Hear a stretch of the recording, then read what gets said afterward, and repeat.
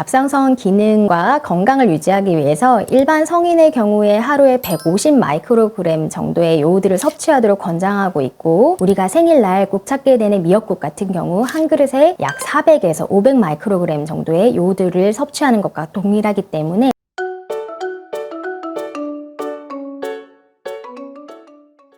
안녕하세요. 대한내과학회 유튜브 채널 속닥속닥입니다. 저는 고려대학교 안암병원 내분비내과 김경진입니다. 저는 서울대병원 강남센터 내분비내과 구유정입니다. 교수님, 요새 쉽게 피로감을 느끼고 추위를 많이 탄다고 하는 환자분들 꼭 있는데요. 이런 환자분들 갑상선 기능 저하증을 의심해보는 대표적인 증상으로 알려져 있는데, 오늘은 갑상선 기능 저하증에 대해서 하나하나 파헤쳐보는 시간을 갖도록 하겠습니다. 지난번에 갑상선 암에 대해서 살펴보면서 갑상선 어떤 역할을 하는지 잠깐 살펴봤는데요. 한번 다시 리마인드를 드려볼까요? 갑상선 어떤 일을 하는 기관인가요? 갑상선은 갑상선 호르몬을 만들어서 혈액으로 분비하는 내분비 기관 중에 하나이고요. 갑상선 호르몬은 우리 몸의 대사를 원활하게 이루어지게 하는 중요한 역할을 하는데요. 세포의 에너지 생산 그리고 신진대사, 그로 인해서 열이 발생하기 때문에 체온의 유지를 하는 데도 중요하고, 또 우리 몸에서 찌꺼기 물질인 콜레스테롤 등이 조절하는 데도 중요한 역할을 하게 되겠고, 심장 박동 등을 조절하는 데도 중요한 역할을 하는 호르몬입니다. 특히 소아와 청소년기에는 뇌의 발달 그리고 뼈의 성장을 촉진시키는 역할을 하기 때문에, 만약에 어렸을 때 갑상선 호르몬이 부족하게 된다면 정상적으로 발달을 하거나 성장을 할 수가 없어서 문제가 생기게 됩니다. 환자분들이 질문하시는데, 약을 드시고 있으시면서도 제가 갑상선 기능 저하인가요? 갑상선 기능 항진인가요? 이렇게 여쭤보시는 분들 많은데요. 두 개 어떤 차이점이 있을까요? 말 그대로인데요. 갑상선 기능 저하증은 갑상선 호르몬의 합성이 떨어지거나 또는 말초 조직에서 갑상선 호르몬이 작용하는 데 문제가 생겨서 발생하는 전신 대사 기능이 저하되는 질환이고요. 갑상선 기능 항진증이란 반대로 과다하게 갑상선 호르몬이 생성됨으로 인해서 발생하는 질환으로서 서로 임상 증상도 다르고 예후도 서로 다르게 나타납니다. 그럼 갑상선 기능 저하증이 생기면 어떤 증상들이 생길 수가 있을까요? 갑상선 기능 저하증의 증상은 나이별로 좀 다르게 나타날 수가 있습니다. 앞서서 말씀드린 것처럼 소아와 청소년기에 갑상선 기능 저하증이 발생할 경우에는 뇌 발달이 지연돼서 지능 저하를 보일 수가 있고요. 또한 뼈의 성장에도 문제가 생기기 때문에 성장 부진 등의 현상으로 발현할 수가 있습니다.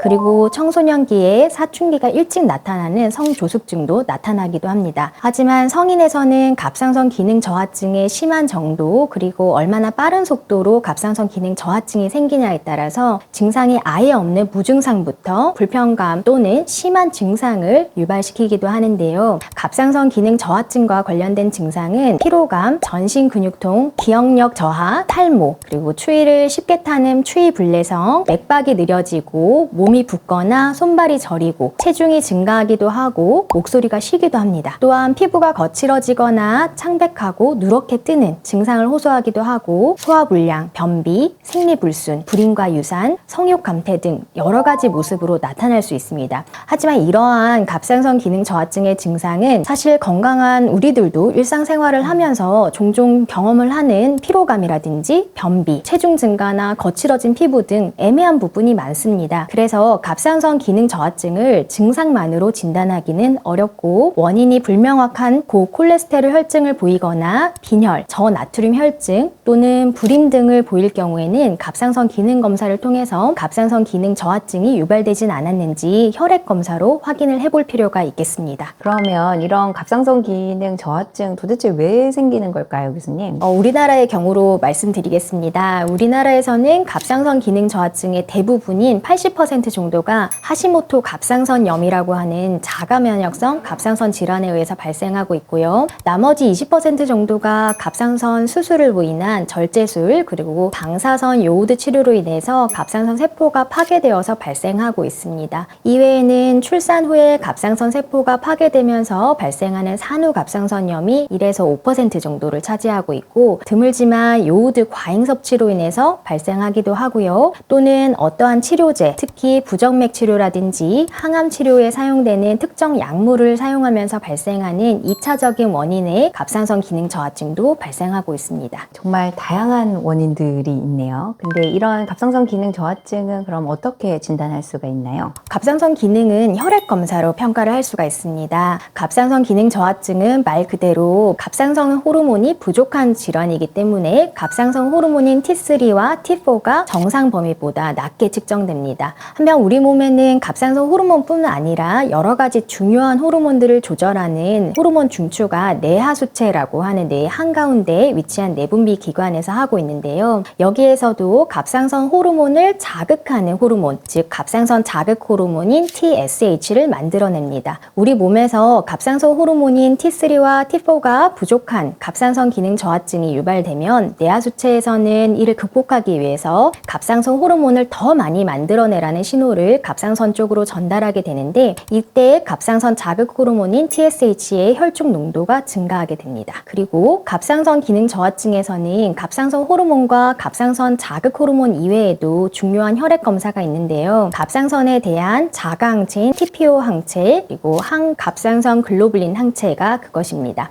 이 두 가지 자가 항체가 갑상선 기능 저하증을 일으키는데 주된 역할을 하는 것은 아니지만, 그렇기 때문에 정상인에서도 이 두 가지 자가 항체가 측정될 수는 있습니다. 하지만 이 두 가지 자가 항체 역가가 높게 측정될 경우에는 자가 면역성 갑상선염을 진단하는 데 도움이 됩니다. 이외에 갑상선 기능 항진증에서 주로 관련되어 있는 TSH 수용체 항체도 드물게는 갑상선 기능 저하증을 일으킬 수가 있어서 하시모토 갑상선염 등에서 측정될 수 있습니다. 그럼 갑상선 기능 저하증은 어떻게 치료할 수 있을까요? 치료되는 병일까요? 갑상선 기능 저하증을 유발하는 병 자체를 없애기는 어렵습니다. 그래서 근본적인 치료는 없고요. 대신에 부족한 갑상선 호르몬을 보충하는 방법을 사용해서 정상 갑상선 기능을 유지할 수 있습니다. 갑상선 호르몬제인 신지록신 또는 신지로이드를 복용하면 되는데, 우리 몸 안에서 흡수가 잘 안 되는 약제입니다. 그래서 복용법을 지켜서 복용하는 것이 중요한 약인데요. 갑상선 호르몬제는 반드시 아침 공복 상태에서 복용해야 하고, 약이 흡수되는데 보통 1시간 정도가 걸리기 때문에 약을 복용한 이후에도 공복 상태를 유지하는 것이 중요합니다. 따라서 아침 식사의 경우에도 갑상선 호르몬제가 충분히 체내로 흡수된 이후인 1시간 정도의 터울이 필요하고, 아침에 잠 깨기 위해서 저희 커피 많이 드시잖아요. 커피를 드시거나 또는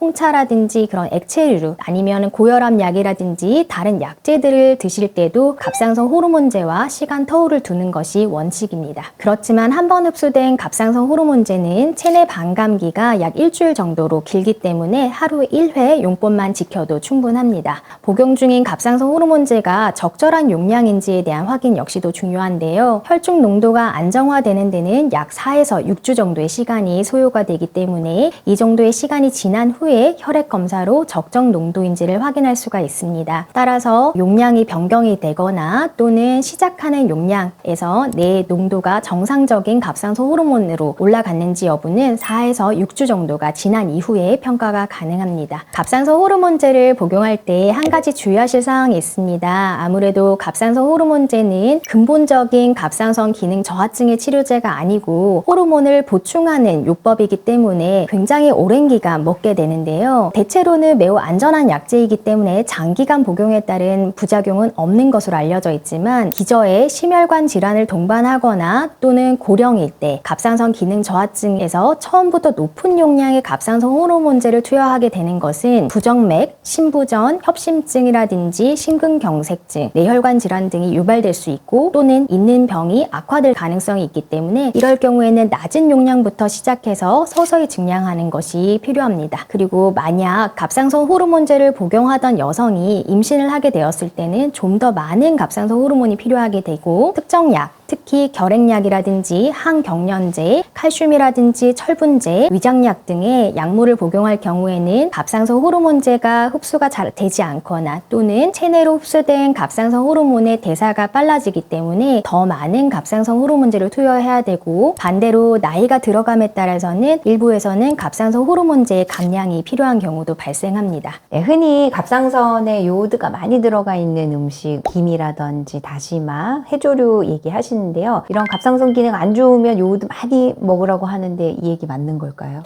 세계보건기구에서는 갑상선 기능과 건강을 유지하기 위해서 일반 성인의 경우에 하루에 150 마이크로그램 정도의 요오드를 섭취하도록 권장하고 있고, 임신을 했을 경우에는 이보다 많은 250 마이크로그램을 섭취하도록 권장하고 있습니다. 요오드를 하루에 50 마이크로보다 적게 섭취를 하게 될 경우에는 갑상선 호르몬 생성이 저조하게 되는 갑상선 기능 저하증을 유발시킬 수가 있고, 갑상선이 붓는 갑상선 종이 유발될 수도 있습니다. 하지만 이미 많이 알려진 대로 우리나라는 세계에서 요오드를 과잉 섭취하는 국가 중에 하나입니다. 요오드를 너무 많이 섭취할 경우에는 갑상선 세포 안으로 요오드를 운반하는 수용체가 오히려 부족해지는 현상이 발생해서 갑상선 호르몬 합성이 차단되는 현상이 발생할 수 있기 때문에 오히려 갑상선 기능 저하증이 유발되기도 합니다. 우리가 생일날 꼭 찾게 되는 미역국 같은 경우 한 그릇에 약 400에서 500 마이크로그램 정도의 요오드를 섭취하는 것과 동일하기 때문에 너무 자주 먹지는 말아야겠습니다. 또 하나 말씀드리고 싶은 거는 일부 건강보조식품 중에서 요오드가 굉장히 많이 함유된 건강보조식품들이 있습니다. 몸에 좋겠지 하고 드시는 일부 영양제들이 오히려 갑상선 기능에는 더 도움이 되지 않는 것들이 있기 때문에 반드시 드시기 전에 요오드 함량이 얼마 정도 있는지를 확인하고 드시는 게 필요하겠습니다. 네, 오늘 갑상선 기능 저하증에 대해서 구유정 교수님 너무 자세히 설명해 주셔서 감사합니다. 갑상선 기능 저하증은 조기 발견과 적절한 치료로 아주 관리가 잘 될 수 있는 병입니다. 만약 갑상선 기능 저하증에 대한 의문이나 더 궁금한 사항이 있다면 언제든지 이 전문 의료진과 상담하는 것이 중요하겠습니다. 오늘 영상이 도움이 되셨다면 대한내과학회 유튜브 채널 속닥속닥 구독, 좋아요 및 알림 설정 부탁드립니다. 감사합니다.